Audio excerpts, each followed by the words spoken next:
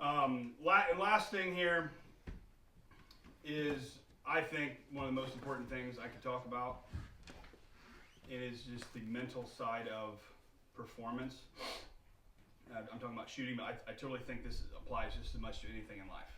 What I'm getting ready to say, as far as I talk about winning a national championship, just as important to surviving a violent encounter or being successful in life and making money and anything. And all you guys have heard different versions of this, so this is kind of my, to make it a shorter version here, but everybody here, whether you realize it or not, you have a self-image of yourself, okay? And all that is, it's just very simple, is how good you see yourself at whatever it is that you do, okay? Job, hobby, life, family, even anything, okay? Fighting, anything. So you have this self-image of yourself. You usually perform, we as human beings usually perform like to our self-image. We don't usually perform better than, and we don't usually perform worse. So an example, and this could be absolutely anything, but since we're talking about shooting, let's say bullseye shooting. Again, this could be golf, bowling, anything. Let's say you are a bullseye shooter, and that you do this all the time. This is kind of your thing, and 100 is a perfect score, and you normally shoot about a 90. Okay, so whether you realize it or not, your self-image is at a 90. You feel like, okay, I'm a 90 shooter. That's generally what I do. That's right where I'm at. That's kind of where your comfort level is, at a 90. You go out one day, and halfway through your match or whatnot, you happen to be doing worse than normal. A bit worse than average. You're on pace to shoot an 80 or an 85. So what's going on mentally in your mind is you feel like this, oh man, this is not right. This is not like me. I'm better than this. I'm supposed to shoot a 90. And that's where your self-image is at. But because you feel that way, the self-image comes in, and a lot of times, more often than not, the second half of that, you actually do even better than you normally would do. Even better than you normally do, and then you even out at that 90. Unfortunately, the same works the other way around. Let's say halfway through you're doing better than normal, and you're on pace to shoot a 95. Of course you want to shoot a 95, right? But you don't really feel like, in your mind and your heart of hearts, you don't feel like I am supposed to shoot a 95. That is what I do. That is who I am. You don't feel that way. So self-image comes in again this time, but it's worse, brings you down, you even back out at the 90. That, I've seen so much truth of that in life to a lot of different things, okay? The challenge is, how do you change that? And to me, I'm pretty passionate about this. I give it credit to, I think, winning my first couple of nationals or so, and again, I'll get to it in a minute. I totally think this applies just as much to surviving a fight. But it's this thing called directive affirmation. It's a goal statement that you got to have, okay? So ideally, you need a goal, and really it helps if it could be a specific goal. If I'm talking about shooting, I want to be a better shooter. That's not a good goal, because what the hell does that mean? What exactly do you want to do? Do you want to shoot a perfect score on your police qual? Do you want to beat your buddy in this? Do you want to win this match? Do you want to make A class? Something specific. Everybody, there's nothing to do with the competition thing. You can come up with something specific. Make it a little bit ahead of where you currently are. Okay, for me, this is going back to 2007. I want to be the national champion. It was feasible because I was up there. I hadn't won nationals, but I'd been third and whatnot, second, third, fourth, but I hadn't won yet. And so this goal statement, little paragraph, first sentence of your goal statement is your goal like it already happened. Mine was, I am the such and such national champion.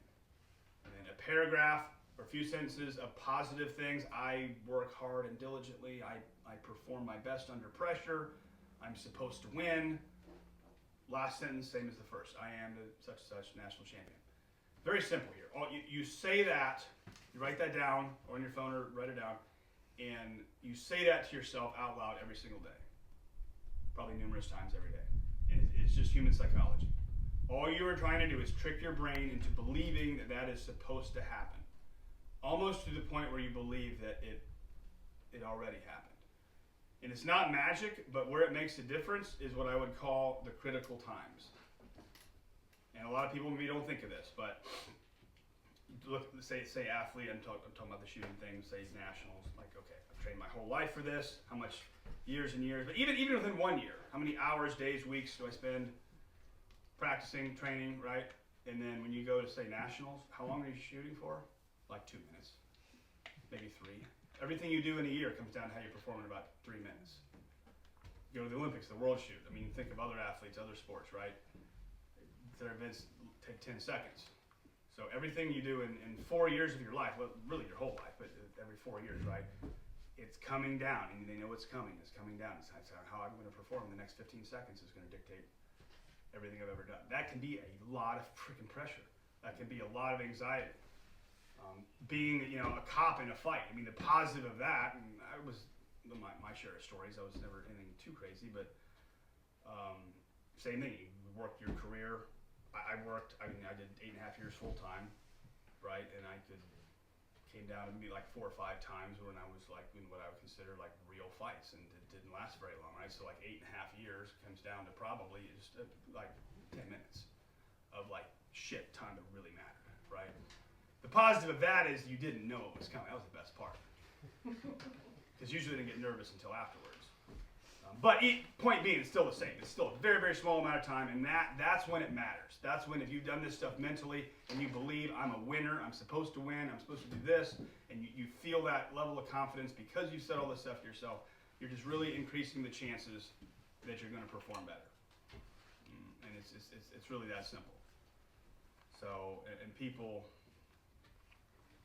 I think it's the words you say that come out loud out of your mouth, they matter a lot. They matter more than a lot of people think, and you will start to believe them. And so I'm human like anybody else. You feel nerves, anxiety at times, but you got to not say negative stuff. And I hear so many people do. So many classes, people say they do it in humor, but they say things like, I always screw up on the first stage, or I can't hit swingers very well. I suck at shooting steel. Like, man, dude, I know you kind of believe that, I guess, right? But don't say that shit out loud. Like, you're just reconfirming that that's going to continue to be the case. You'd say the opposite. Probably don't say it in front of other people. You think you're arrogant or something, but you say the opposite, and then you start to believe it, because it can matter. I really do believe if two people are going at each other in some kind of a contest or a fight, and assume for a second that they're each equally skilled, but the one person believes inside more than the other person that they are really supposed to win. You really believe you're supposed to win. That person will win more. Guaranteed 100% that person will win more. There's no way to see that or measure it. I do think, like with the whole fight thing, there was a few times with me, you're getting into something, and like ideally you've told yourself that you're a winner. You have the mentality, the personality of a winner, and you're in some kind of a tussle, and it's kind of going against you, and then you actually realize, okay, man, I'm losing, but then it should pop into your mind, I don't lose. I don't lose, I win. And then boom, man, that's the possibility we're having those like out of body experiences where you just kind of do what's got to be done, and hopefully it works, right? As opposed to the other way, people that have never done anything mentally, they can tend to fall apart mentally more. Bad things happen, a lot of crazy stuff, and they just literally break down, freeze up, don't do anything. And there's a lot of examples. I'm big on history and read a lot of battles and wars and actually individual fights and stuff like that, and so much of that is mental. So it's just, at the end of the day, the words you say out loud out of your mouth, they become a self-fulfilling prophecy. So just be careful with a lot of the negative self-talk, and probably say the opposite, and it can make a big difference. I think so many people, they just maybe don't give enough credence to the power of the human mind, and don't realize as much how that can matter. I just say that based off hearing so many people. I'm not even talking about classes. I'm just talking about in life. Just that so many people saying negative stuff. Oh man, I could have never done that. I couldn't do this. I didn't, And I read a lot of books on mental performance, a lot of books on high level athletes and people, and that's kind of one thing that I got from a lot of that is just, don't set yourself up for failure by talking like that all the time, really at all. So anyways, it's kind of a lot of talk, but hopefully that makes sense. and there's a lot to it. So, any questions? That was awesome. Thank you. Oh, well, thanks. I didn't talk too long. It took an hour. Felt like it was longer than that. But, a couple of books I don't know if you guys ever heard of them. There's one called With Winning in Mind. Anybody ever heard of that one? Yeah, Winning Bash. That one, yeah. A guy named Laney Bassam. He was an Olympic gold medal rifle shooter in the 70s. It's called, With Winning in Mind. That's kind of where I got that directive affirmation thing from. Another one was called Thinking Practical Shooting. That's a good one. That's a little more relative to the stuff that I've done with the competition, and a bunch of Fighter's Mind was a good one. I liked that one. That was, and yeah, different ones like that. But I was just, you look at, I'm not like a huge sports person. I get into like the fighting, the boxing, the UFC and the boxing a little bit. I'm kind of a little bit of a historian on that because I've read a lot. But any athlete, I mean, you just to somebody that's at a high level, like just to listen to them or read something that they wrote and just like, okay, what makes that person tick and how are they able to do this over all these other people? And then, I mean, I've always thought you can learn a lot from that. I mean, indirectly, but you can totally learn. So, yeah. All right. Well, we will take a short break. I guess we're gonna go back.